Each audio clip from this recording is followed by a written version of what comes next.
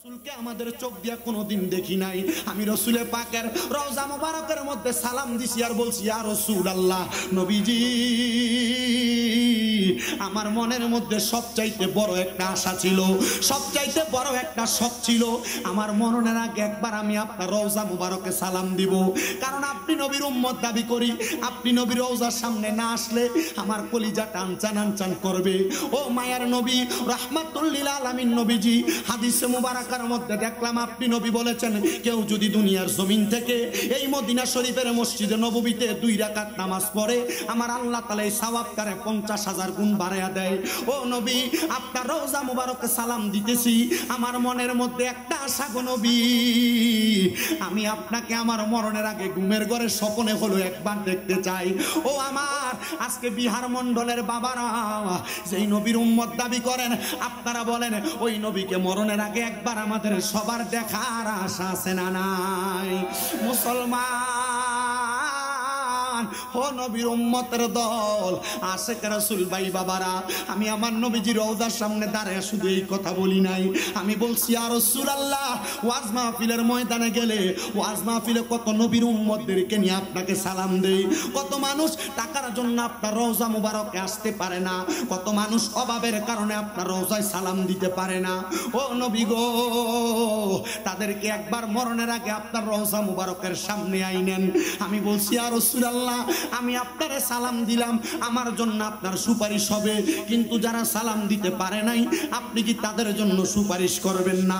আমার নবী বলে, উম্মত শাফাআতি লি আহলিল কাবাইর মিন উম্মতি, আমার উম্মতের ভিতরে যদি কোনো উম্মত কবিরা গুনাহ করে, আমি নবী তার জন্য সুপারিশ করব। যদি তার ঈমান থাকে, আমি নবী ঘোষণা করলাম ওই ব্যক্তির জন্য সুপারিশ করব। ও মুসলমান, এই দোয়াটা শুধু মদিনা শরীফে করি নাই, আমি যখন মক্কা শরীফের সামনে গেলাম, মক্কার গিলাফ দইরা দইরা আল্লাহর কাছে দোয়া করছি, আল্লাহ, বাংলাদেশের মসজিদে নামাজ পড়লে 1 রাকাত পড়লে 1 রাকাতের সওয়াব, 5 রাকাত 5 ওয়াক্ত পড়লে 5 ওয়াক্ত সওয়াব, কিন্তু মক্কা শরীফে 1 ওয়াক্ত নামাজ পড়লে 1 লক্ষ ওয়াক্তের সওয়াব পাওয়া যায়, 1 রাকাত নামাজ পড়লে 1 লক্ষ ওয়াক্তের 1 লক্ষ রাকাতের সওয়াব পাওয়া যায়। আল্লাহ, বাংলার মানুষ যদি জানতো, বিশ্বের মানুষ যদি বুঝতো, তাইলে তারা তাদের টাকা পয়সা ব্যাংকে না রাইকা, তাদের টাকা পয়সা দিয়া জায়গা সম্পদ না কিনা, মা বোনেরা পর্দার অন্তরালে যারা শুনতেছেন, আপনারা দামি দামি স্বর্ণ গয়না না কিনা আপনি মক্কা মদিনা যাওয়ার জন্য প্রস্তুতি গ্রহণ করতেন। ও আমার বয়স্ক বাবারা, ওই মক্কা শরীফের কালো গিলাফের দিকে তাকায়া তাকায়া নামাজ পড়লে বড় মজা লাগে, বড় শান্তি লাগে, বড় আরাম লাগে। একবার নিয়ত করবা, আল্লাহ যেন মরণের আগে একবার মক্কা মদিনা তোমার নিয়ে যায়। মক্কা মদিনা গেলে তোমার মনের ভিতরে এমন একটা শান্তি পাইবা, দেখবা বাংলাদেশের কথা তোমার মনে পড়ে না। ও আমার মুসলমানের দল, ও আমার বয়স্ক বাবারা, যুবক নওজোয়ান বন্ধুরা, আপনারা কক্সবাজার ট্যুর দেওয়ার জন্য 10, 15, 20 হাজার টাকা বাজেট করেন, আমি বলবো না না না, যদি আপনি আপনার জীবনের প্রশান্তি, আপনার জীবনের শান্তি অনুভব করতে চান, আপনি নিয়ত করেন আপনি মরণের আগে একবার মক্কা মদিনা যাবেন। কারণ আল্লাহর নবীর হাদিস, আমার নবী বলেন, নিয়াতুল মুমিনিন খায়রুম মিন আমালি, মুমিনের নিয়ত তার আমলের চাইতে উত্তম। আপনি নিয়ত করেছেন মক্কা মদিনা যে হজ করবেন, কিন্তু আপনি করতে পারেন নাই, আল্লাহর নবী বলে মক্কা মদিনা যাওয়ার আগে ওই বান্দা যদি মারা যায়, আমার আল্লাহ তাআলা তার আমলনামার মধ্যে মক্কা মদিনা যাওয়ার সওয়াবটা লিপিবদ্ধ করে দেয়। ও সম্পদওয়ালারা, আপনি লাখ লাখ টাকা ব্যাংকে রাখছেন, ওই সম্পদ আপনার সন্তান পাবে, কিন্তু মরার পরে আপনার কবরে আপনার টাকা পয়সা দিয়া দিবে না, জায়গা সম্পদ সন্তানকে দিয়া দিবেন, আপনার সন্তান আপনার জায়গা সম্পদ আপনার কবরে নিয়ে দিবে না। ও পর্দার অন্তরালের মা, ঘরে যদি 2, 3 ভরি 4, 5 ভরি স্বর্ণ থাকে, পারলে 1 ভরি বিক্রি কইরা স্বামীর হাতে টাকাটা তুইলা দিয়া বলবা, আপনার কাছে আমি বেশি কিছু চাই নাই, আমার মরণের আগে একবার আপনি মক্কা মদিনা আমারে ঘুরায় আনান, এই নেন টাকা দিলাম। কারণ ও বন্ধুরা, মক্কা মদিনা যায় ইবাদত করলে মনে কি শান্তি পাওয়া যায়, এটার মজা তো তুমি বুঝবা না। কিন্তু আপনি দুনিয়াতে হারাম খাইবেন, পরের হক মাইরা খাইবেন, সুদের টাকা খাইবেন, গোশের টাকা খাইবেন, আবার মক্কা মদিনা যায় হজ করবেন, এমন হজ দিয়েও কোনো লাভ হবে না। এই জন্য সাবধান, হজ করবেন তো ঠিক আছে, মক্কা মদিনা যাবেন ঠিক আছে, হারাম খাইতে সাবধান, পরের হক মাইরা খাইতে সাবধান। এবার আপনারা বলেন, আমরা হালাল টাকা টাকা দ্বারা মক্কা মদিনা সফর করার দরকার আছে না নাই? কারা কারা ওই মক্কা মদিনা যাইতে চান ডান হাত তুলে আমার আল্লাহকে দেখান। আল্লাহ যেন কবুল করে। মুহাব্বতের আওয়াজে জোরে পড়েন আলহামদুলিল্লাহ। তাহলে যারা যারা যাইতে চান মুহাব্বতে আমার সাথে পড়েন, ওরে দয়াল আল্লাহ দয়া করেন, দয়া রেনে নাসিব করেন মদিনা। লা ইলাহা লা ইলাহা লা ইলাহা লা ইলাহা ইল্লাল্লাহু মুহাম্মাদুর রাসূলুল্লাহ সাল্লাল্লাহু আলাইহি ওয়াসাল্লাম। মুহাব্বতের আওয়াজে উচ্চ কণ্ঠে পড়ি আলহামদুলিল্লাহ। আজকের এই কুমিল্লা জেলার দেবিদ্বার থানাধীন বিহার মণ্ডল রূপায়া শাহী ঈদগাহ ময়দানে যুব সমাজের উদ্যোগে 13তম ইসলামী সম্মেলনে উপস্থিত আজকের মাহফিলের যিনি সম্মানিত সভাপতি আলহাজ ইঞ্জিনিয়ার আব্দুল লতিফ সাহেব বারাকাল্লাহু ফি হায়াতি। মাহফিলে প্রধান বক্তার ভূমিকায় বাদ মাগরিব বয়ান করেছেন মুফতি মোহাম্মদ মনিরুল ইসলাম চৌধুরী সাহেব। বয়ান করেছেন আমার পূর্বে বরিশাল ভোলা থেকে আগত হযরত মাওলানা মুফতি আরিফ বিল্লাহ সাহেব। মাহফিলের সম্মানিত ওয়াইজিনে کرام হযরত মাওলানা আনিস মাহমুদ সাহেব, হযরত মাওলানা মুতালেব হোসেন ভুইয়া সাহেব, আলহাজ হযরত মাওলানা নজরুল ইসলাম সাহেব, হাফেজ মনিরুল ইসলাম সাহেব, হযরত মাওলানা আলী আকবর সাহেব সহ মাহফিল ইন্তজামিয়া কমিটি, আমার স্টেজে এবং সামনে রাস্তাঘাটে অবস্থানরত দাড়িপাকা বয়স্ক বাবারা, যুবক নজওয়ান ভাইয়েরা, ছোট্ট ছোট্ট মাসুম বাচ্চারা, পর্দার অন্তরালের মা বোনেরা, আল্লাহ তাআলার দরবারে শুকুর গুজার করে এক বাক্যে মোহাব্বতের আওয়াজে উচ্চ কণ্ঠে সবাই ওই আল্লাহর শুকরিয়া আদায় করে পড়ি আলহামদুলিল্লাহ। উপস্থিত হাজিরিন, আপনারা বলেন এই জান্নাতের বাগানে আসতে পেরে বসতে পেরে আমরা সবাই খুশি না বেজার? আল্লাহ তাআলা আমাদের আশা বসা কেমন ভাবে কবুল করেন। আমরা যেমন ভাবে আজকে এই রূপায়া শাহী ঈদগাহ ময়দানের মধ্যে বসেছি, আল্লাহ যেন আমাদেরকে মরণের আগে মক্কা মদিনা আরাফাতের ময়দানে সব মুসলমান একসাথে মারা যাওয়ার পরে আল্লাহ যেন আমরা সব মুসলমানদেরকে ঈমানের সাথে জান্নাতে জায়গা করে দেয়। সবাই পড়ি আমিন, মুহাব্বতে পড়েন আমিন। আপনাদের কাছে আমি কোরআনুল কারীমের সূরা বাইয়িনার একটা আয়াত তেলাওয়াত করেছি, যে আয়াতে কারিমার মাধ্যমে আজকের ওয়াজ অনেকের গায়ে পড়বে। বলে হুজুর কার কার গায়ে পড়বে? এক নাম্বার, এলাকায় যদি কোনো সুদখোর থাকে, এলাকায় যদি কোনো ঘুষখোর থাকে, এলাকায় যদি পরের হক মেরে খাওয়িন না থাকে, এলাকার ভিতরে যদি পরের সম্পদ এতিমের সম্পদ লুট করা কোনো ব্যক্তি থাকে, এই ওয়াজ তাদের উপর যায় পড়বে। আপনাদের কি কোনো কষ্ট হবে? এই ওয়াজ যদি কোরআনের আয়াতের উপর ভিত্তি করে হয়, যেটা আমার ভাই সুহেল ভাই না, আপনার এক ছোট ভাই রহিম মনে হয়, চশমা পরে হোটেলে চাকরি করে, আমারে বলছে যে আরে আমার একটা সালাম দিন, উনি আমার বড় ভাই হয়। আমি কইলাম যে সালাম যে দিতাম, তুমি আমার কাছে সালাম ফাড়াইলা। মানুষ তো কুরিয়ার সার্ভিসের মাঝে এক জেলা থেকে আরেক জেলায় কিছু ফাড়াইলে এটার জন্য কুরিয়ার সার্ভিসের বিল দেওয়া লাগে। আমি যে সালাম ফাড়ামু এটার লাগে তুমি কি বিল দিবা? কো ভাই এটার লাগে আপনি যে মাধ্যম হইছেন একটা দোয়া। আমি কইলাম আরে তুই দি হুজুরের থেকে বড় ফতুয়া বাস কহ হুজুর, ঠিক আছে আপনি সালামটা দিয়েন, আর নাইলে আমার একটু ফোনে কথা কয়ে দিন। আমি চিন্তা করলাম ঠিক আছে। ওই যে মাহফিলে আমার দাওয়াত দিতে গেছিলেন যে, আচ্ছা আল্লাহ যেন আমাদের সবাইকে কবুল করে বলেন আমিন। তো যারা উপস্থিত হয়েছেন, আল্লাহ তাআলার কালামে হাকিম থেকে দুই কথাগুলো বলবো, একটু মনোযোগের সাথে ধৈর্যের সাথে শোনার চেষ্টা করবেন। আল্লাহ তাআলা কোরআনুল কারীমে বলেন, ইন্নাল্লাযীনা, নিশ্চয় যাহারা কাফারু, কুফরি করে, মিন আহলিল কিতাব, এবং আহলে কিতাব, আপনারা একটু ধরবেন আমার কথাগুলো, ওয়াল মুশরিকিন, এবং শিরিক করে।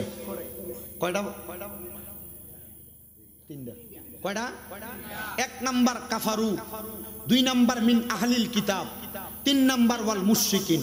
কয়টা পাইলাম? তিনটা। আল্লাহ তারা কারা? আল্লাহ বলছে এই কাফের, আহলে কিতাব এবং মুশরিক, আল্লাহ এদের পরিচয় কি? আল্লাহ তাআলা ডাইরেক্ট আয়াতের শেষে বলেন, উলাইকা হুম শাররুল বারিয়া। আল্লাহ বলছেন এরা হলো দুনিয়ার সবচাইতে নিকৃষ্ট ব্যক্তি।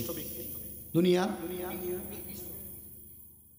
আমি কিন্তু কাফারু, আহলি কিতাব এবং মুশরিক এই তিন শ্রেণীর পরিচয়, এরা মরার সময় কেমন হবে এবং এদের বিপরীত যারা ঈমানের সাথে থাকবে এদের মরার সময় কেমন হবে, এই 6টা দিক আমি আপনাদেরকে বুঝাই দিয়ে আমি বিদায় নিব। অসুবিধা হবে আপনাদের? আমি প্রত্যেকদিন মাহফিল করি, আমার বয়স কম, দাড়িও ওঠে নাই, কিন্তু আপনাদের দোয়ায় কুমিল্লাতে আমার 6টা মাদ্রাসা চলে। আপনাদের এখানে আসার সময়ও আমি আমার মাদ্রাসার ছাত্রদেরকে নিয়ে ক্লাস করে এরপর এখানে বের হয়েছি। তো যেই কথাগুলো বলছি একটু মনোযোগ দিয়ে শুনবেন। আল্লাহ তাআলা ঘোষণা করছেন, বান্দা এই 3 শ্রেণীর মানুষের ঠিকানা হলো ফি নারি জাহান্নামা খালিদিনা ফিহা। এই 3 শ্রেণীর মানুষের ঠিকানা হলো কি? 1 নাম্বার, তারা জাহান্নামে যাবে। আল্লাহ, এই জাহান্নামে তারা কতদিন থাকবে? হযরত আনাস ইবনে মালিক রাদিয়াল্লাহু তাআলা আনহু বলে, আমি নবীজিকে প্রশ্ন করার পর নবীজি উত্তর দিয়েছেন, ওই জাহান্নামে তারা থাকবে খালিদিনা ফিহা, চিরস্থায়ী বাসিন্দা। আল্লাহ, তাহলে কাফের, মুশরিক, বেঈমান, বেআমল এদের পরিচয় জানতে চাই। এবার আপনারা আমার সাথে পড়েন, আমানতু বিল্লাহি। আস্তে কইছি না? আস্তে পড়তেছি। মাহফিলে রিভাবটা মনে ধরে রাখে সাউন্ডটা একটু। প্রথম ওই যে আমার আগের হুজুর যেমন ওয়াজ করছে এই টাইমের এই সাউন্ডটা মিলাই দেন।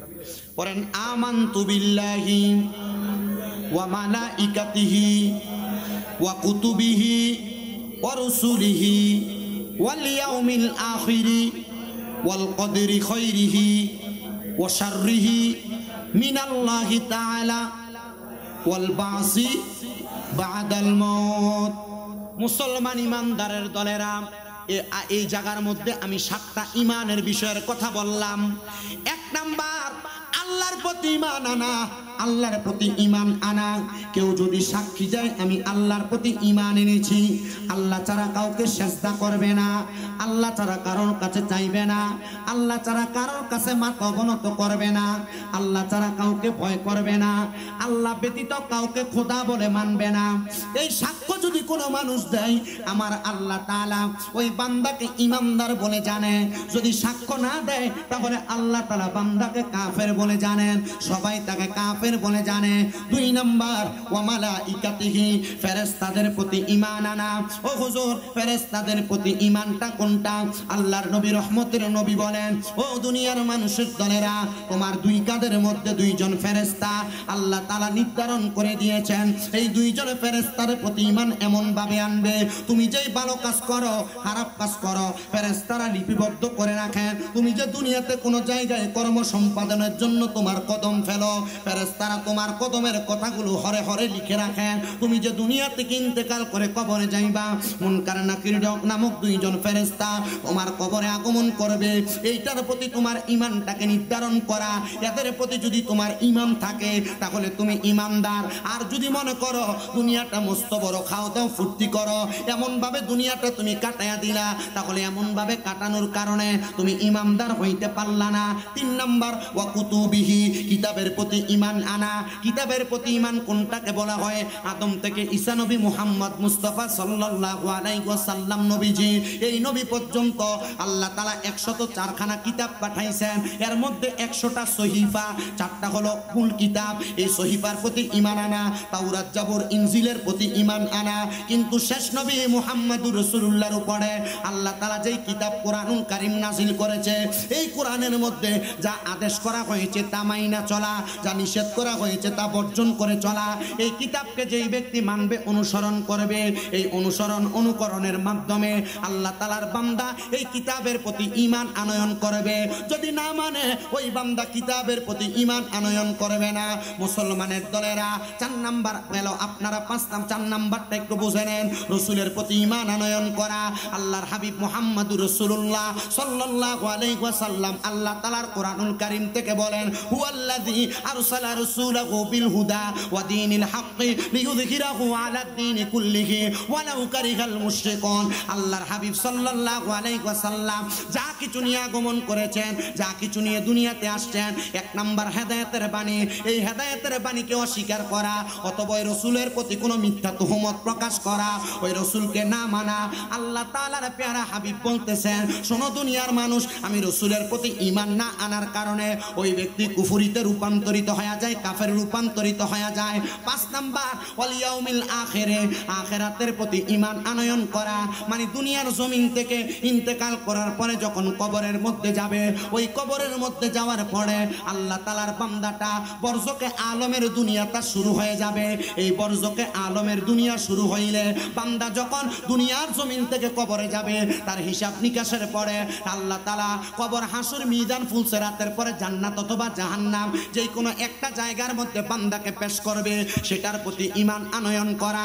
6 নাম্বার, বান্দারা শুনে নাও ওয়াল ইয়াউমিল আখিরি ওয়াল কদরি খাইরি ওয়া শাররিহি। আল্লাহ তাআলার প্যারা হাবিব বলতেছেন, তকদিরের ভালো এবং মন্দের প্রতি ঈমান আনয়ন করা। যদি কেউ তকদিরের প্রতি ঈমানটা পরিপূর্ণ না রাখে, তাহলে সে সাচ্চা পাক্কা মুমিন না। কেমন মুমিন না শুনে নেন। আপনাদের এলাকায় অনেক মানুষ বেড়ার ঘরে বসবাস করে, অনেক মানুষ দোতলা বিল্ডিং এ বসবাস করে, অনেক মানুষ ভাঙ্গা ঘরে বসবাস করে, অনেক মানুষ 1000 টাকার, কোটি টাকার মালিক বিল্ডিং এ ঘুমায়। 1000 টাকার মালিক চিন্তা করে, অথবা ভেড়ার ঘরের মালিক চিন্তা করে, ও মানুষ, আমি যদি বেড়ার ঘরে না থাইকা বিল্ডিং এ থাকতে পারতাম, তাহলে আমার জন্য বড় ভালো হইতো। বান্দারে আল্লাহ যা দিছে বান্দা সন্তুষ্ট হয় নাই। আর 2 তলা বিল্ডিং এর মালিক চিন্তা করে, আল্লাহ যদি আমার 5 তলা বিল্ডিং বানিয়ে দিত, তাহলে আমার কাছে ভালো লাগতো। কিন্তু বান্দা জানে না, আল্লাহ তাআলা কোরআনুল কারীমে ঘোষণা করেছে, লা ইউকাল্লিফুল্লাহু নাফসান ইল্লা উসআহা। আল্লাহ তাআলা ঘোষণা করে, বান্দা, আমি আল্লাহ কারোর সাধ্যের বাহিরে কোনো কিছু তারে চাপাইয়া দেই না। যদি আপনি দৈনিক 300 টাকা ইনকাম করে আফসোস করেন, যদি 500 টাকা ইনকাম হইতো না, এমন আফসোস করবেন না। আল্লাহ আপনার তাকদীরের মধ্যে 300 টাকা রাখছেন, আপনি 300 টাকার ভার বহন করতে পারবেন। এই জন্য আল্লাহ আপনাকে তাকদীরের মধ্যে 300 টাকাই লিখে দিয়েছেন। আপনি তাকদীরের প্রতি বিশ্বাস কেমনে রাখবেন? মুসলমান ইমানদাররা মনোযোগ দিয়ে বয়ানটা শ্রবণ করবেন।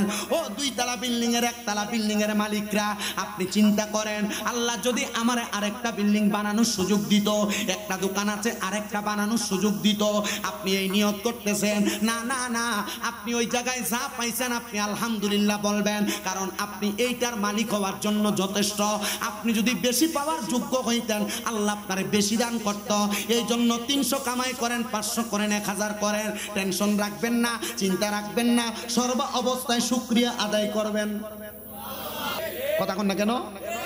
যেই কথা ওই বয়স্ক ব্যক্তি বলছে, হুজুর, হুজুরের দিকে তাকাইলে ভাল লাগতো। আমি বললাম, আপনি আমার হুজুর হুজুর কইেন না, আমি আপনাদের ছেলের মতো, আপনি আমার জন্য দোয়া করেন, আল্লাহ তাআলা যেন আমাদের সিনার মধ্যে এমন হক্কানিয়তের একটা পাওয়ার আর নূর দান করে, যেন আমরা এমন হইতে পারি। বলছে, হুজুর, এমন তো আর পাওয়া যাবে না, তবে দোয়া করি আল্লাহ যেন আপনাদেরকে আপনাদের মতো করে মানুষ করে। আমি চিন্তা করলাম, ওনাদের দোয়াটা কবুল হয়েছে। আমি এই কম বয়সে আজকে 8 বছর রানিং মাহফিল করতেছি। এসএসসি পরীক্ষা দেওয়ার পর থেকে মানুষ দাওয়াত দিয়া নেয়, ওয়াজ করি। গতকালকে 2টা মাহফিল করেও আমি আপনাদের এখানে উপস্থিত হওয়ার তৌফিক আল্লাহ দিছে। আমি চিন্তা করি, আমার তাকদিরে আল্লাহ তাআলা এটা রাখছেন। আমার যে হুজুর, মুহাদ্দিস হুজুর, গতকালকে দাওয়াত দিচ্ছে, বলছে, তোমার কপাল ভালো, তোমার নসিব ভালো, তকদির ভালো, আল্লাহ তাআলা তোমার দিয়ে মাহফিল করায়। আর নাহলে তাকায় দেখো, তোমার অনেক উস্তাদরাই বসে বসে থাকে।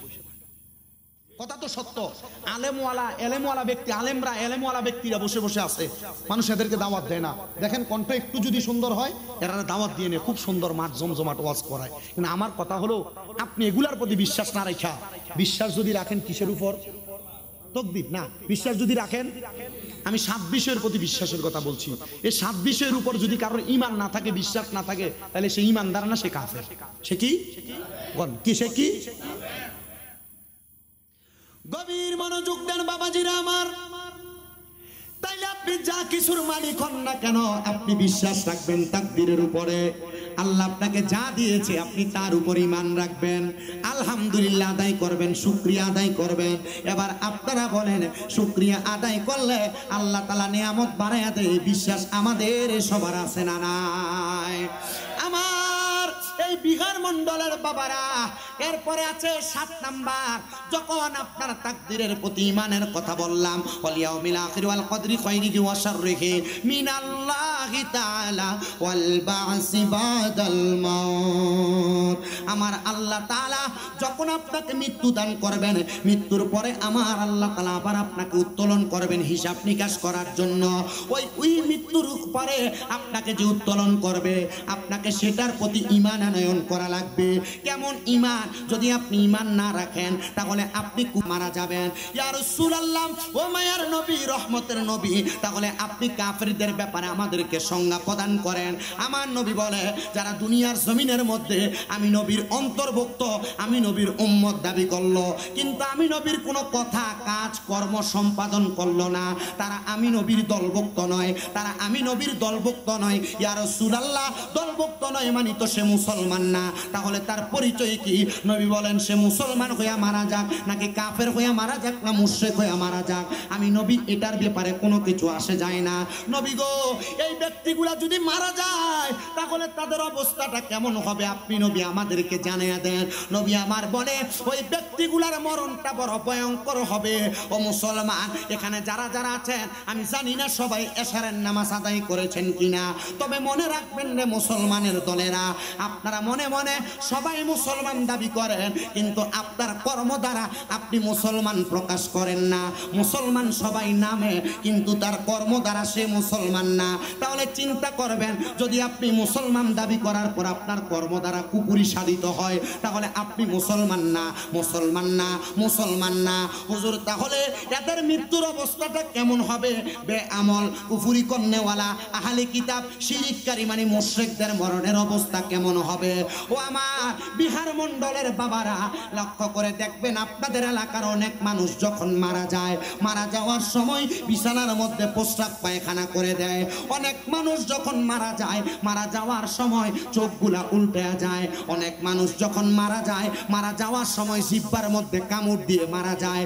অনেক মানুষ যখন মারা যায়, নাকে মুখে দিয়ে রক্ত বের হয়ে মারা যায়। একবারও তো চিন্তা করলেন না, কেন মানুষ এমন কষ্ট পায় মারা যায়? কেন মানুষ এমন কষ্ট পায় মারা যায়? হযরতে আনাস রাদিয়াল্লাহু তাআলা আনহু আমার নবীকে প্রশ্ন করে, ইয়া রাসূলুল্লাহ, ও গো মায়ার নবী, রাহমাতুল লিল আলামিন নবীজি, আপনি বলেন না কেন মানুষ এমন কষ্ট পায় মারা যায়? নবী বলে, উম্মতের দলেরা শুনো, যখন একটা মানুষ দুনিয়ার জমিনের মধ্যে থাকা অবস্থায় বেআমল, কুফরি করে, বদআমল করে করে মারা যায়, তার রূহটা যখন কবজ করার জন্য আজরাইল আলাইহিস সালাতু ওয়াস সালাম আগমন করে, আজরাইল আসার আগে আল্লাহ তাআলা তার সামনে আরো দুইটা ফেরেশতা পাঠিয়ে দেয়, যেই ফেরেশতাদের চোখের রং হবে নীল চক্ষু। ওই নীল চোখওয়ালা ফেরেশতাদেরকে দেখা বান্দা ভয়ে বিছানার মধ্যে প্রস্রাব পায়খানা করে দেয়। একবারও তো এই বিহার মণ্ডলের মসজিদের ইমামের কাছে জিজ্ঞাসা করলা না, ইমাম সাহেব, মানুষটা যে মারা যাওয়ার সময় প্রস্রাব পায়খানা করে দিল, হুজুর কেন এভাবে মারা গেল? এই প্রশ্ন হুজুর রে করে না। মসজিদে একটু ময়লা পড়ে থাকলে যে হুজুরের দোস্তটি তালাশ করে। আপনারা বলেন, এমন মুসল্লি শয়তান মার্কা এলাকায় আছে না নাই? আছে, আছে, আছে।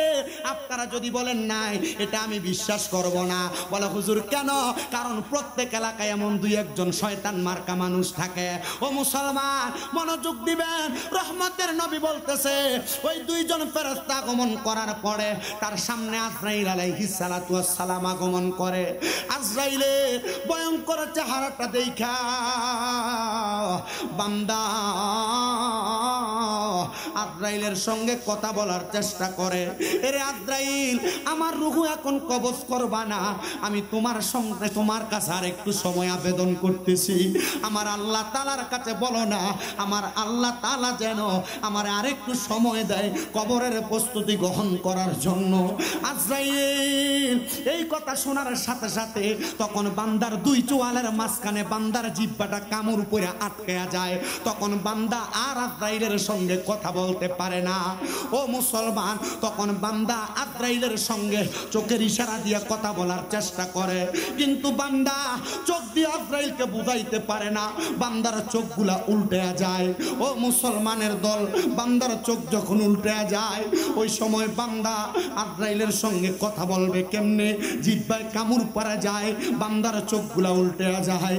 এবার আজরাইল যখন ওই বান্দার বুকের মধ্যে থাবা দিবে, বুকের মধ্যে থাবা দেওয়ার সাথে সাথে বান্দার ঘাড়ের শাহরগগুলা ঠাস ঠাস করে ছিঁড়ে যায়, হাতের রগগুলা ছিঁড়ে যায়, পায়ের রগগুলা ঠাস ঠাস করে ছিঁড়ে যায়।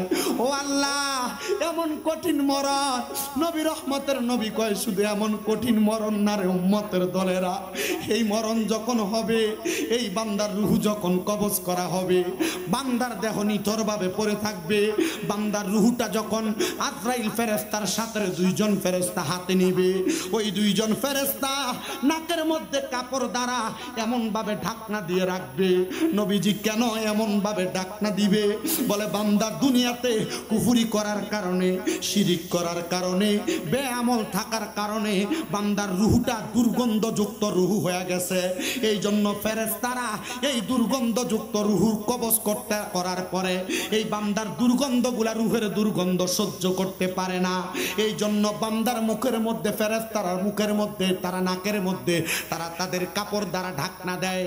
ওই সময় যখন বান্দার রূহটারে নিয়ে যায়, ওই সময় রূহ নাকি প্রশ্ন করে, এ আজরাইল, আমার রূহ যে তুমি এত তাড়াতাড়ি নিয়ে যাও, যদি তুমি জানতা আমার আল্লাহ পাক রব্বুল আলামিন আমার জন্য কি যন্ত্রণাদায়ক শাস্তি রেডি করে রাখছে, তাইলে কোনোদিন তুমি আমার রূহ এত তাড়াতাড়ি নিয়ে যাইতা না।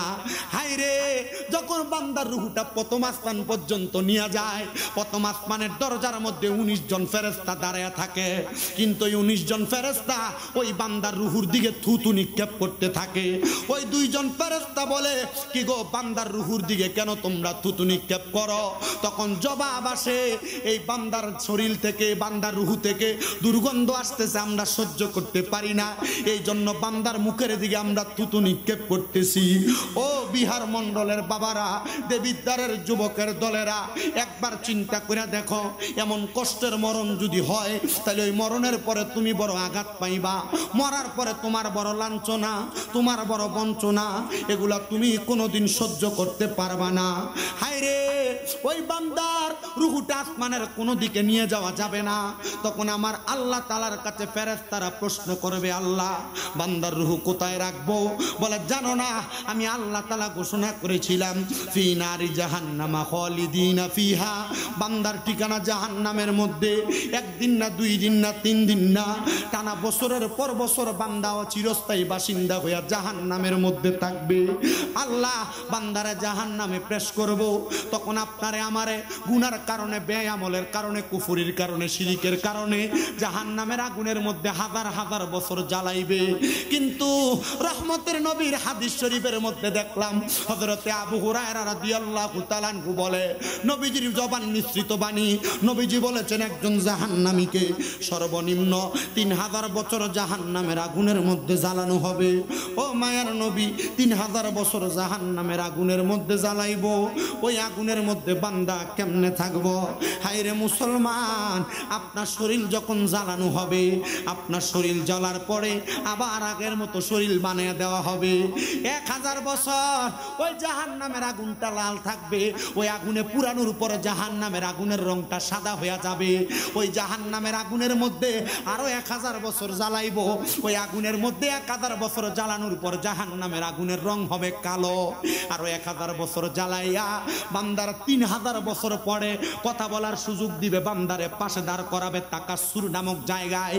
ওই জায়গায় যখন বান্দা দাঁড়াইব, বান্দারে বলবে, বান্দা 3000 বছর জাহান্নামের আগুনে জ্বললা, এখন কি আর কোনো কথা বলতে চাও? বান্দা তখন তার ভয়ে, আতঙ্কে অন্য কোনো কথা বলবে না। এ ফেরেশতারা, ও ফেরেশতারা, জাহান্নামের আগুনের মধ্যে জ্বলতে জ্বলতে আমি বড় পিপাসার্ত, আমার কি একটু পানির ব্যবস্থা করা যাবে? 3 বার বান্দা পানির জন্য হাহাকার করবে। ইয়া রাসূলুল্লাহ, ও মায়ার নবী, ওই ব্যক্তিগুলারে কি পানি দেওয়া হবে না? আহলে সুফার 70 মতান্তরে 72 জন সদস্য মসজিদে নববীতে বসা ছিল। নবীজি রহমতের নবী বলেন, আমি নবীর সম্মুখে 40 জন এই কথা শুনে শুনে বেহুশ হয়ে পড়ে গেছে। ইয়া রাসূলুল্লাহ, ওই মানুষগুলা কি পানি পান করতে পারবে না যারা 3000 বছর জাহান্নামের আগুনের মধ্যে জ্বলেছে? নবী বলে হ্যাঁ, এদেরকে পানি দেওয়া হবে, কিন্তু দুনিয়ার পানি যেমন পানি এদেরকে তেমন পানি দেওয়া হবে না। নবী গো, কেমন পানি দেওয়া হবে? ওই ব্যক্তিদেরকে অন্যান্য জাহান্নামীরা জাহান্নামের আগুনের মধ্যে জ্বলার পরে এদের যেই রক্ত এবং পুজ মাটিতে পড়ছে, এই রক্ত পুজগুলা বান্দাকে দেওয়া হবে। কিসের মধ্যে?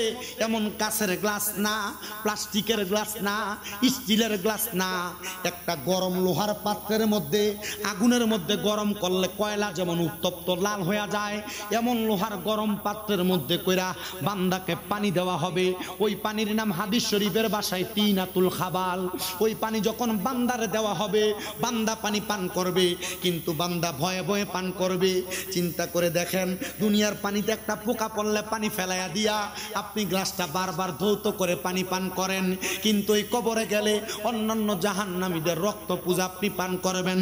যদি আপনি হারাম খান, আল্লাহর কোরআনের আইনের বাহিরে কর্ম করেন, আল্লাহর কোরআন যা করতে বলে তা না করেন, আল্লাহর কোরআন যা নিষেধ করে আপনি তা না মানেন, কবরের মধ্যে যাওয়ার পরে ওই পানি যখন পান করবেন, সাহাবায়ে কেরাম বলে নবীজির জবান নিশ্চিত বাণী, আমার নবী বলেছে ওই পানি যখন পান করে বান্দার পেটের নাড়ি বুড়িগুলা বান্দার পায়খানার রাস্তা দিয়ে নিচের দিকে পড়ে যাবে। হায়রে মুসলমান, একবার চিন্তা করে দেখছেননি এমন কষ্ট আপনাকে আমাকে দেওয়া হবে? এরা কারা? এদের পরিচয় কি? দেখবেন আপনাদের এলাকায় এমন অনেক মানুষ আছে নামাজ পড়ে হারাম খায়, সুদ খায়, আছে। এমন অনেক মানুষ আছে নামাজ পড়ে হারাম খায়, পরের হক মাইরা মাইরা খায়, মানুষের জমি দখল কইরা খায়। আপনারা কোন আছে না নাই? আবার আমরা সমাজের মানুষ এদেরকে ধরে নিয়ে মসজিদের সভাপতি বানাই, এই সমাজের মানুষ এদেরকে ধরে নিয়ে মসজিদের সেক্রেটারি বানাই, সমাজের মানুষ এদেরকে ধরে এলাকার সর্দার মাতাব্বর বানাই। মনে রাখবেন, কেউ যদি এমন কর্মকাণ্ড করেন, এই কর্মকাণ্ড করার কারণে আপনারা কবরে গেলে বড় ধরা পড়া যাবেন। কিন্তু যদি প্রশ্ন করে এই খারাপ লোকটা বাজে লোকটারে কেন মসজিদের সভাপতি সেক্রেটারি বানাইলা, এরা জবাব দেয়, হুজুর আমরার মসজিদের এসি গুলা তো এ বেড়া দিছে এর লেগে সভাপতি, হুজুর আমরার মসজিদের টাইলস গুলা এ বেড়া দিছে এই জন্য সভাপতি, হুজুর আমরার মসজিদের সামনের কাতারের নামাজের মাদুরাটা মুসল্লাটা এ বেড়া দিছে এই জন্য সভাপতি। না না না, ও মুসলমানের দলেরা, আবদানের সবার কাছে আবদার জানাই, একটা কথা মনে রাখবেন, এমন হারামখোর পরের হক মাইরা যারা খায়, মানুষের সম্পদ দখল করে যারা খায়, এই মানুষগুলা যদিও তারা নামাজ পড়ে, রোজা রাখে, এই নামাজ রোজা হজ যাকাত আল্লাহর কাছে কোনোদিন কবুল হবে না। এবার বলেন, এমন উচ্ছৃঙ্খল বিশ্রী লোকগুলা সমাজের মধ্যে বিশৃঙ্খলা তৈরি করে, এই লোকগুলা ঠিকানা কি জান্নাত না জাহান্নাম? জোরে কন্যা জান্নাত না জাহান্নাম? মুসলমান ইমানদারের দলেরা, আমি আপনাদেরকে আরেকটু বোঝানোর চেষ্টা করি দেখি আপনারা বোঝেন কিনা। সাহাবায়ে কেরাম বলে, ইয়া রাসূলুল্লাহ, ওই জাহান্নামের আগুনের মধ্যে এত পূর্বে এত জ্বলবে, তাইলে ওই মানুষগুলা কবরের ভিতরে যাবে যারা ইমানদার, তাদের কেমন অবস্থা হবে? এবার আল্লাহর কোরআন বলে, ইন্নাল্লাযীনা আমানু ওয়া আমিলুস সলিহাতি উলাইকা হুম খায়রুল বারিয়া। জবান খুলে জোরে জোরে পড়েন আল্লাহু আকবার। আল্লাহর নবী আল্লাহর কোরআন থেকে বলে, জগতের বান্দার দলেরা, নিশ্চয়ই যারা ঈমান আনে, নেক আমল করে, মানে যারা মুমিন, ভালো ভালো কাজ করে, নেক কাজ করে, ওই ব্যক্তিগুলা হইল দুনিয়ার সবচাইতে উত্তম ব্যক্তি, ভালো ব্যক্তি। ও মুসলমান, চিন্তা করে দেখো, তাইলে কষ্ট পায় যারা মারা যাবে এদের অবস্থা এক রকম হবে, যারা মুমিন তারা কেমনে মারা যাবে? আমার নবী বলে, উম্মত, মুমিন বান্দার মারা যাওয়ার রূহটা কবজ করার আগে আমার আল্লাহ তাআলা মুমিন বান্দার কাছে দুইটা ফেরেশতা পাঠাবে। তবে নীল চোখ ওয়ালা না, মুমিন বান্দার কাছে যখন ফেরেশতা পাঠাবে, ওই দুইজন ফেরেশতার মধ্যে একজনের হাতে জান্নাতের একটা তুফা আপেল থাকবে, আরেকজনের হাতে জান্নাতের মেশক আম্বরের আতর থাকবে। এগুলা নিয়ে মুমিন বান্দার কাছে আসবে। একজন ফেরেশতা মুমিন বান্দার মাথার কাছে বসবে, আরেকজন ফেরেশতা মুমিন বান্দার নাকের আগার মধ্যে বসবে। ও আল্লাহ, আজরাইল কি তখন মুমিন বান্দার রূহ কবজ করবে? বলে না না না, আজরাইল তখন মুমিন বান্দার রূহ কবজ করবে না। বলে কেন? বলে আজরাইল যখন মুমিন বান্দার রূহ কবজ করার জন্য আসবে, নামাজি বান্দার রূহ কবজ করার জন্য আসবে, ইমানদারের রূহ কবজ করার জন্য আসবে, আজরাইল 4 বার ইমানদারের রূহ কবজ করার চেষ্টা করবে, কিন্তু আজরাইল রূহ কবজ করতে পারবে না। ইয়া রাসূলুল্লাহ, কেন এমন কথা? আমার নবী বলেন, শোনো শোনো, আজরাইল যখন ইমানদারের বুকের মধ্যে রূহ কবজ করার জন্য হাত দিবে, তখন ইমানদার বান্দার বুকের মধ্য থেকে জবাব দিবে, এই আজরাইল ইমানদারের বুক দিয়ে রূহ কবজ করা যাবে না। বলে কারণ কি? বলে ইমানদারের বুকের মধ্যে আল্লাহর কোরআন, রসুল পাকের হাদিসের মুহাব্বত, আল্লাহ নবীর ভালোবাসা বিরাজমান। এরে আজরাইল, আমরা এই বুক দিয়ে বান্দার রূহ কবজ করতে দিব না। এবার আজরাইল ইমানদার বান্দার কপালের মধ্যে আক্রমণ করবে রূহ কবজ করার জন্য। বান্দার কপাল থেকে জবাব দিবে, এ আজরাইল, আমরা ইমানদার বান্দার রুকু এবং সেজদা, এই কপাল দ্বারা বান্দা কত সেজদা দিয়া সুবহানা রাব্বিয়াল আলা বলে সময় কাটাইছে, বান্দার রূহ কবজ করবা, এ আজরাইল এই কপাল দিয়া রূহ কবজ করতে পারবা না। বান্দার ডান দিকে আক্রমণ করবে, বান্দার ডান দিক থেকে দুইটা ফেরেশতা জবাব দিবে, আজরাইল এই বান্দার রূহ তো এমনি কবজ করতে পারবা না। বলে কারণ কি? কারণ কি? বলে আমরা ডান দিকে এই বান্দার দান সদকাগুলা দাঁড়ায় গেলাম, বান্দার রূহ কবজ করাতে পারবা না। এবার বাম দিকে আক্রমণ করবে, ও আমার বিহার মণ্ডলের বাবা, ও আমার রূপাইয়ার বাবারা, বুঝি তুমি মুমিন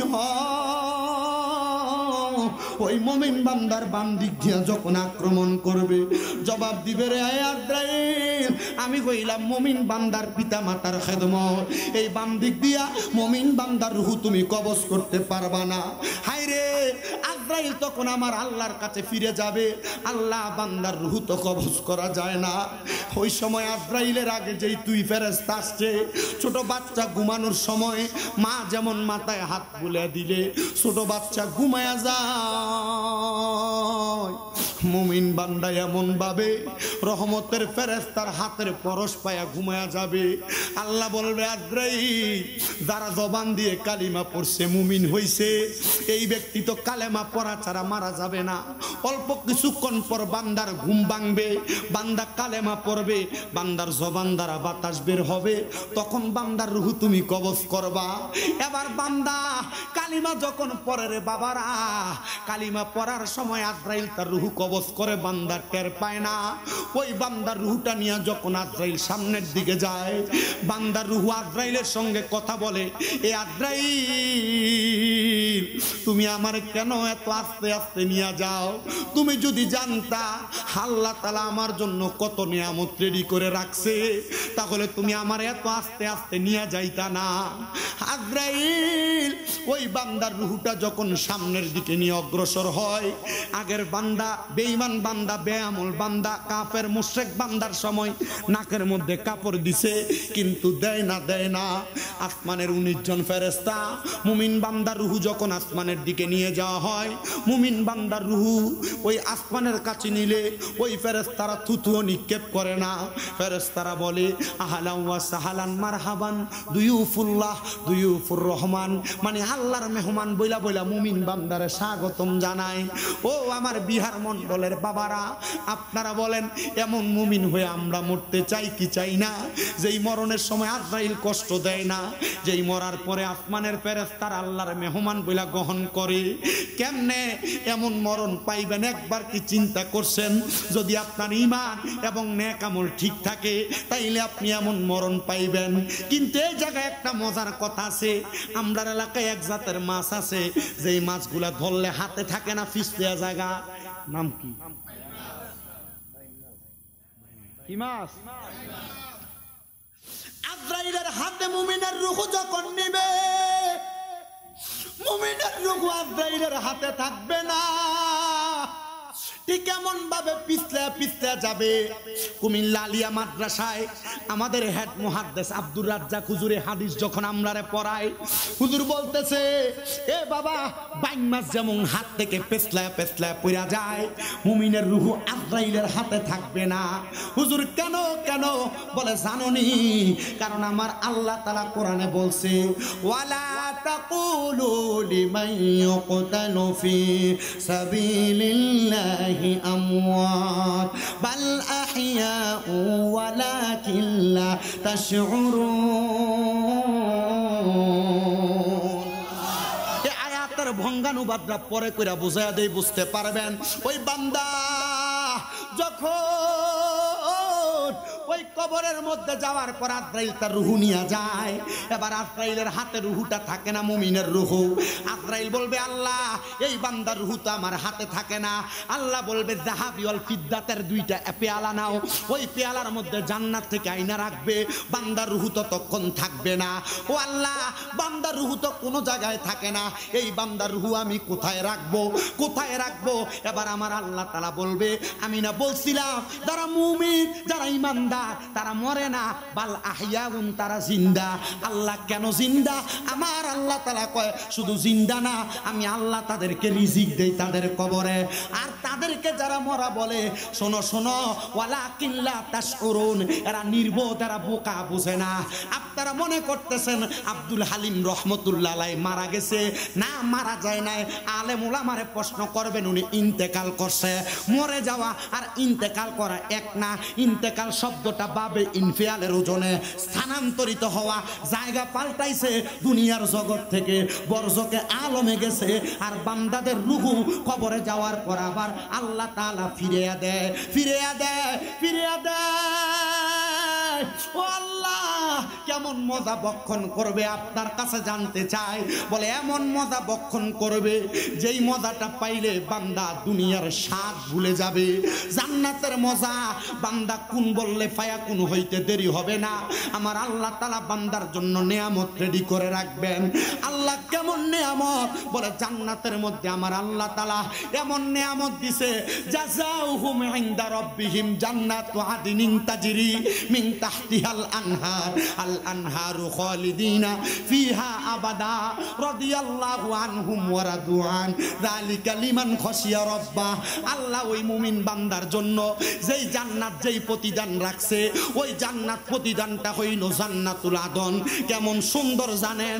আল্লাহর নবী আল্লাহর কোরআন থেকে বলে তাজরি মিন তাহতিহাল আনহার, এত সুন্দর জান্নাত, ওই জান্নাতের নিচে দিয়ে একটা নদী প্রবাহিত হবে। ওই নদীর মধ্যে দুনিয়ার নদীর পানি যেমন এক রকমের পানি থাকবে না, ওই নদীর মধ্যে পানি থাকবে 4 রকমের। ইয়া রাসূলুল্লাহ ওই নদীর নামটা কি? আমার নবী বলে র আলিফ জিম বা, ওই নদীর নাম হলো রজব নদী। ও নবী গো ওই নদীতে কেমন কেমন পানি থাকবে? আমার নবী কয় 4 প্রকারের পানি। 1 নাম্বার ওই নদীতে হাউজে কাউসারের পানি, ইন্না আ'তাইনাকাল কাউসারের পানি থাকবে। 2 নাম্বার ওই নদীর মধ্যে পানি থাকবে সারাবান তাহুরা। 3 নাম্বার ওই নদীর মধ্যে পানি থাকবে জান্নাতি লাবান মানে দুধ। আর 4 নাম্বার ওই নদীর মধ্যে পানি থাকবে জান্নাতের মধু। নবী গো ওই 4 প্রকারের পানি কারা কারা পান করবে? আমি 4 প্রকারের ব্যক্তির কথা বলে বয়ান শেষ করছি, কষ্ট হবে আপনাদের, একটু অল্প সময় অপেক্ষা করে বয়ানটা শ্রবণ করার চেষ্টা করবেন। ওই 4 প্রকারের নদীর মধ্যে 1 প্রকার যেই পানি থাকবে ইন্না আ'তাইনাকাল কাউসার। দুনিয়ার জমিনের ভিতরে কারণ অন্তরে যদি আল্লাহ এবং রসুলের মোহাব্বত থাকে, আল্লাহ এবং রসুলের দেখানো পথ এবং মতে চলাফেরা করে, তাহলে ওই ব্যক্তি কাউসারের পানি পান করবে। যেই পানি পান করলে মরার আগে বান্দার পিপাসা লাগবে না, পিপাসা লাগবে না। 2 নাম্বার ওই বান্দা সারা বান্তাহুরা পানি কারা পান করবে? অনেক মানুষ নেশাখোর আছে না, যে পরিমাণ ফুংডামি দিয়ে বইয়ে করতেছে, শয়তান ছুটি দিয়ে আজকে তোরে দায়িত্ব হয়ে গেছে। আল্লাহ কবুল করুক, জোরে কোনা আমিন। আমি একটু এই 4 প্রকারের পানির পরিচয় দিয়া কে কে খাইবই পানি এটি বলে দিয়া তেমন চিন্তা করবেন, দেখবেন আপনারা অনেকের গায়ে ওয়াজ হয়ে গেছে। একটু মুহাব্বতে দুরূদ শরীফ পড়েন, আল্লাহুম্মা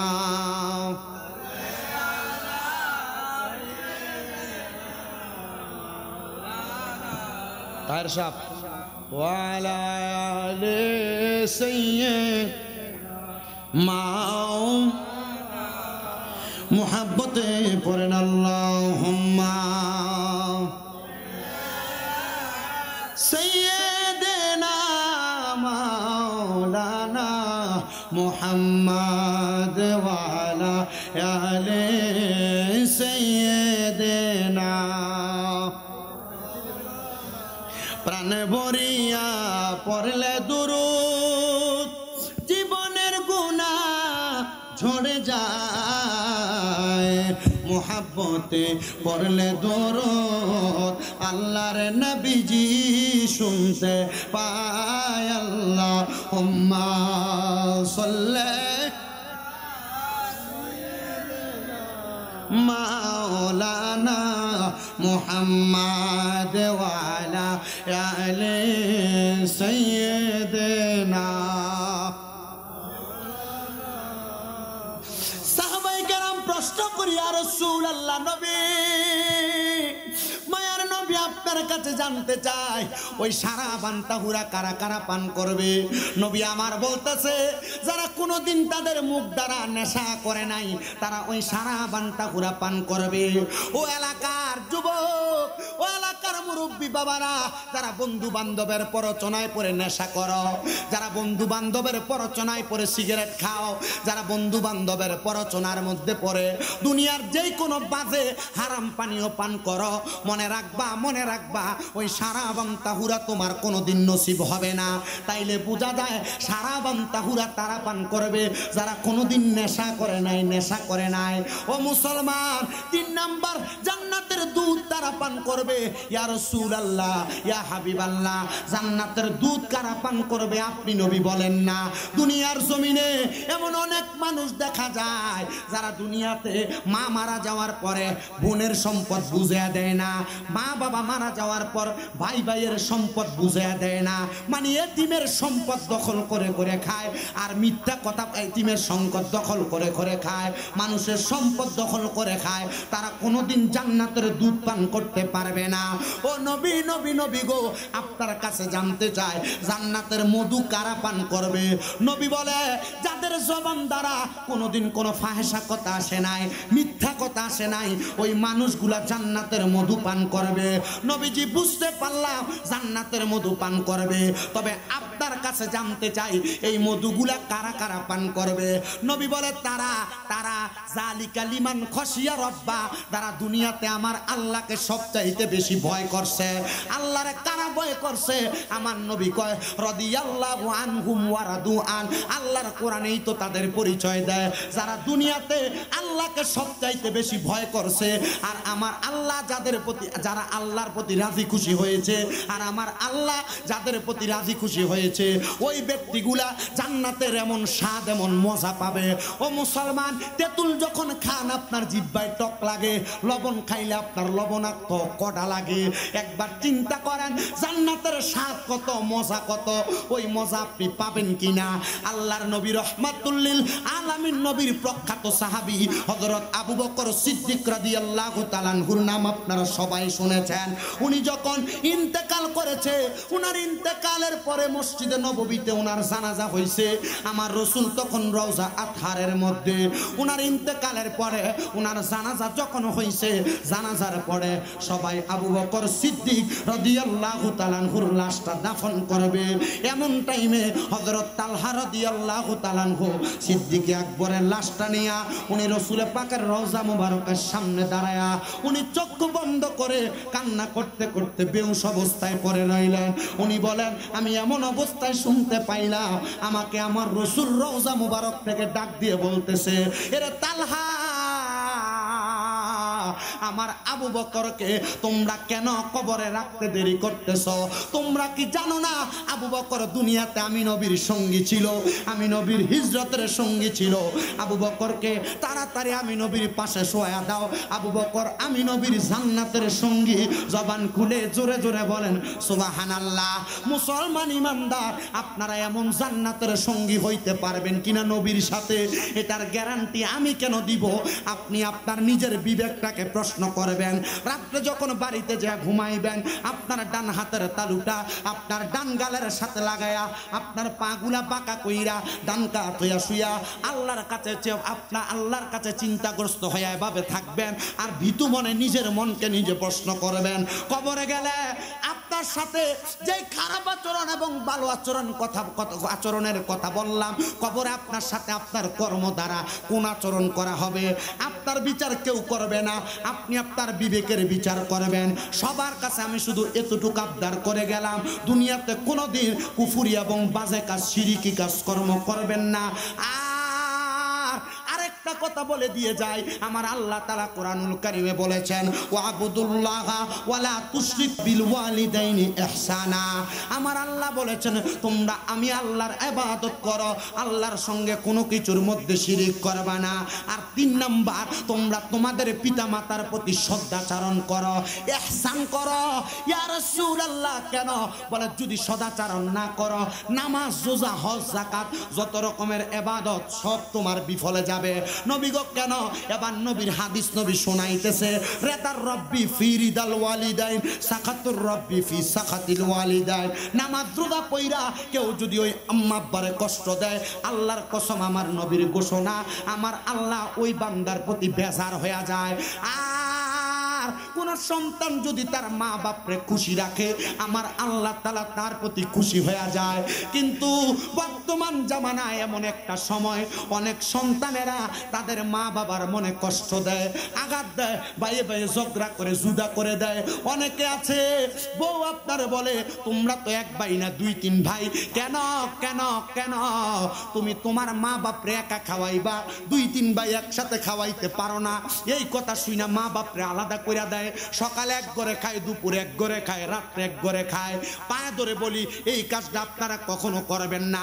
মনে রাখবেন আব্বা আম্মা বৃদ্ধ হইলে আব্বা আম্মার জিহ্বার স্বাদ নষ্ট হয়ে যায়, কখন কি খাইতে মন চায় মা বাবা ভয়ে সন্তানকে বলে না। কারণ কি? আল্লাহর নবী বলেছেন কিয়ামতের আগে সন্তানকে মা বাবা ভয় পাবে। নবী গো কেন? বলে মা বাবা সন্তানের কামাই খাওয়ার কারণে। ও সন্তান, ওই আম্মা আব্বারা জুদা না করে আজকে এই বিহার মন্ডলের ঈদগার মাহফিল থেকে ওয়াদা করো, এখান থেকে বাড়িতে যাইয়া মা বাবার পা গুলার মধ্যে ধরবা, ধরে বলবা ও মা ও আব্বা জান, আল্লাহর রাস্তায় আমি সন্তানকে মাফ করে দেন। যতক্ষণ পর্যন্ত মাফ করে দিছি বলছে ততক্ষণ পর্যন্ত পাও ছাড়বা না, কারণ তারা মাফ না করলে আমার আল্লাহ তোমারে মাফ করবে না। বলবা এখন থেকে আর আলাদা খাওয়া লাগবে না, এক ঘরে খাবার খাবেন। আমি সন্তান ঘোষণা করলাম মা, অন্য ঘর থেকে খাবার দিলে আপনি ওই খাবার ভক্ষণ করবেন, কিন্তু আলাদা আলাদা মা বাপরে ঘরে ঘরে ফিরাইও না। কারণ তোমরা 2-3 সন্তান কই মা বাবা বড় কষ্ট করে মানুষ করছে। এই সন্তানের দল, এ নবীর উম্মতের দলেরা অনেকে চিন্তা করে হুজুর আমি মা বাবার পায়ে ধরে মাপ চাইবো দূরের কথা, আমি তো 2 ঈদে মা বাবার পা ছুঁয়া সালামি করি না। আরে না না না, আল্লাহর নবী রহমতের নবী ঘোষণা দেয় শুধু পা ছুঁয়া সালাম করা না। আমি নবী তো জানি রে, আমার নবীজি ঘোষণা করতেছে ওই মা বাবার কদমের মধ্যে কোনো সন্তান যদি চুম্বন করে, আল্লাহর জান্নাতের চৌকাঠে চুম্বন করা সওয়াব পাইবা। আপনারা হয়তো মনে করতেছেন আমি আমার এলেম শিক্ষার জোর দিয়ে আমি আপনাদের সাথে কথা বলি। আল্লাহর কোরআনের কসম করে বলি, কুমিল্লা আলিয়া মাদ্রাসায় মাত্র কামেল প্রথম বর্ষে, কুমিল্লা ইউনিভার্সিটিতে বাংলায় অনার্স ফাইনাল ইয়ারে মাত্র পড়ালেখা, শিক্ষার কোনো জোর নাই। যখন নবীর হাদিস পড়লাম আর ওলামায়ে কেরামের জবানে শুনলাম আম্মা আব্বার কদমে চুমা দিলে জান্নাতের চৌকাঠে চুমা দেওয়া সওয়াব পাওয়া যায়। ওই দিন ক্লাস 6-7 ছাত্র থাকা অবস্থায় ঘুমন্ত মা বাবার কদমে চুমা দিছি, আর আমার আল্লাহ তাআলা এমন কবুল করছে। আজকে আমার আল্লাহ তাআলা আমি যত সম্মানের যোগ্য না, এর চাইতে বেশি সম্মান আমার দান করছে। কিন্তু এখানে অনেকে চিন্তা করতেছে হুজুর আমি তো কোনোদিন আমার মা বাবার সাথে কোনো অন্যায় করি নাই, আমিও কি মাপ চাইবো? সন্তান মনে রাখবা, আজকের মাহফিল কবুল হবে কি হবে না এটার গ্যারান্টি কেউ দিতে পারবে না। তবে আমি একটা গ্যারান্টি দিয়া যাই, আগামীকালকে যদি দেখো এই বিহার মন্ডলের চা দোকানে বৈশা কোনো সন্তানের বাবা বলতেছে হ্যাঁ আমার ফুতে কোনোদিন আমার সাথে কোনো অন্যায় করে নাই, তবু আমি মা বাবার কাছে মাপ চাইছে, মনে রাখবা মা বাবার কদমের কাছে কোনো সন্তান ছোট হইলে আল্লাহ তাআলা জগৎ বিখ্যাত বড় বানায়া দেয়। এ সন্তান আম্মা আব্বার কদমের কাছে মাপ চাইবা, আম্মা আব্বার কাছে যখন এমন ক্ষমা চাইবা মা বাপ মনে করবে সন্তান এখন আমি মা বাবার রেফারে আছে। কিন্তু আপনি যদি আম্মা আব্বার এড়াইয়া চলেন, আপনার মা বাবার মনে কষ্ট থাকবে সন্তান বড় হয়ে গেছে। না রে, আপনি মাপ চাইবেন না, আপনার মনের মধ্যে ভয় লাগতেছে, শরম লাগবে, শরমের কারণে মাপ চাইবেন না। কিন্তু তাকে দেখেন অনেকে চিন্তা করে হুজুর যাদের বাড়িতে বাবা আছে তারা বাড়িতে যে বাবার পায়ে ধরে মাপ চাইবো, আমার তো আব্বা নাই, আমি কার পায়ে ধরে মাপ চাইবো? সন্তান ওই আব্বা তোমারে বড় কষ্ট করে মানুষ করছে, মাপ চাইতে পারবা না, চিন্তা করবা না। আখিরি মুনাজাত হবে, মুনাজাতের মধ্যে আব্বা আম্মার জন্য খাস করে দোয়া করবা। অনেকে চিন্তা করে হুজুর যাদের বাড়িতে আম্মা আছে তারা বাড়িতে যাইয়া মার পায়ে ধরে মাপ চাইবো, আমার তো মা নাই, আমি কার পায়ে ধরে মাপ চাইবো? সন্তান, আল্লাহর নবী ঘোষণা করে কোন সন্তানের মা বাবা মারা যাওয়ার পরে ওই সন্তান যদি আল্লাহর কাছে হাত বাড়ায় দোয়া করে, রব্বির হামহুমা কামা রব্বায়ানি সগীরা ওয়া কুর রব্বির হামহুমা কামা রব্বায়ানি সগীরা, এই দোয়াটা করে আর চোখের মনি কোঠার মধ্যে একটা মাছির মাথা পরিমাণ পানি ছাইরা দিয়া কান্না করে, ওই পানি মাটিতে পড়ার আগে আমার আল্লাহ তাআলা ওই সন্তানের মা বাবার জীবনের গুনাহ মাফ করে দেয়। ও আল্লাহ, আপনি জানেন এই বিহার মণ্ডলের রূপায়া যুব সমাজের উদ্যোগের 13তম ইসলামী সম্মেলনের কোন যুবক, কোন মুরব্বী বাবা, কোন প্রবাসীরা এই মাহফিলের মধ্যে আল্লাহ তারা মা হারায়া বাবা হারায়া দোয়ার জন্য ইন্তজাম করেছে, দোয়া চায় আল্লাহ যাদের মা বাবা কবরে, আম্মা আব্বা প্রত্যেকের কবর নাজাতের ফয়সালা করে দেয়। আপনারা বলেন আখিরি মুনাজাতের মধ্যে রহমতের নবীর ওসিলা দিয়া দোয়া করলে আমার আল্লাহ ওই দোয়া কবুল করতে পারে কি পারে না? আল্লাহ যেন আমাদের প্রত্যেকের দোয়া কবুল করে। আসলেন নবী এই দরাতে রহমত বরকত নিয়ে, তাজিমে সালাম দেই সকলে ওই নবীকে, ইয়া নবী জানতো আমাদেরকে মানুষ বলে সমাজের মধ্যে দাম দিত না গো আল্লাহ। আমরা জানি আপনি বলেছেন লা তাকুনাতু মির রাহমাতিল্লাহ, আপনি আল্লাহ রহমত থেকে যেন আমরা নিরাশ না হই। ও আল্লাহ, আমরা তওবা করি, আমরা গুনাহ করেছি, অন্যায় করেছি, গুনাহ করেছি, অন্যায় করেছি। আল্লাহ আমাদের গুনার দিকে না তাকাইয়া আপনার রহমানুর রহিম নামের খাতিরে আমাদের প্রত্যেককে আপনি ক্ষমা করে দেন আল্লাহ। আজকের মাহফিলে কে জানি হাত বাড়াইছে আল্লাহ, কার জানি জগতের মধ্যে মা নাই, কার জানি জগতের মধ্যে বাবা নাই, যেই বাবা রিক্সা চালায়া মাটি কাইটা মাথার গাম পায়ে ফালায়া পরের বাড়িতে বদলার কাজ কইরা সন্তানরে মানুষের মতো মানুষ করার জন্য আব্বা নিজের রক্তরে পানি বানাইছে, এমন আব্বা যাদের কবরে, আব্বার কবর তুমি আল্লাহ জান্নাতের বাগান বানিয়ে দাও আল্লাহ। আল্লাহ অনেকে হাত বাড়াইছে যাদের জগতের মধ্যে মা নাই, যে মা দুঃখিনী 10 মাস 10 দিন গর্ভে ধারণ কইরা সন্তানের প্রসব বেদনা সহ্য করতে মার বড় কষ্ট হয়েছে। ও আল্লাহ, যাদের এমন মা দুঃখিনী অন্ধকার কবরে, আমার কবর তুমি আল্লাহ জান্নাতের বাগান বানায়া দাও। মনিব কে জানি হাত বাড়াইছে, মাও নাই বাবাও নাই আল্লাহ,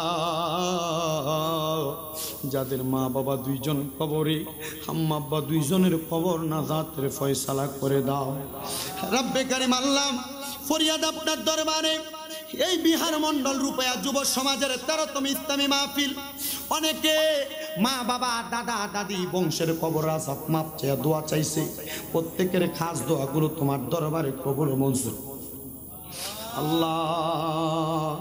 যাদের মা বাবা বেঁচে আছে হায়াতে তৈয়বা ঈমানে আমলে জিন্দেগি নসিব করো, আম্মা আব্বার খেদমত করার তৌফিক দান করো আল্লাহ। এই মাহফিলে যারা টাকা দিয়া, পয়সা দিয়া, শ্রম দিয়া, বুদ্ধি দিয়া, পরামর্শ দিয়া, মাইক দিয়া, লাইট দিয়া, প্যান্ডেল দিয়া, সোশ্যাল মিডিয়ার সদস্য সহ আল্লাহ আমার যে শ্রোতা মণ্ডলী ভাই বাবারা, বিশেষ করে পর্দার অন্তরালের মা বোনেরা, প্রত্যেকের দোয়া তোমার আলিশান দরবারে কবুল মঞ্জুর করে নাও রব্বে কারীম। আল্লাহ বিশেষ করে ফরিয়াদ আপনার দরবারে, অনেক প্রবাসী ভাইরা বিদেশ থেকে দোয়া চায় আল্লাহ, আমার প্রবাসী ভাইদের দোয়া কবুল মঞ্জুর করে নেন, প্রত্যেকের হায়াতের মধ্যে কামাই রুজির মধ্যে বরকত দান করেন আল্লাহ।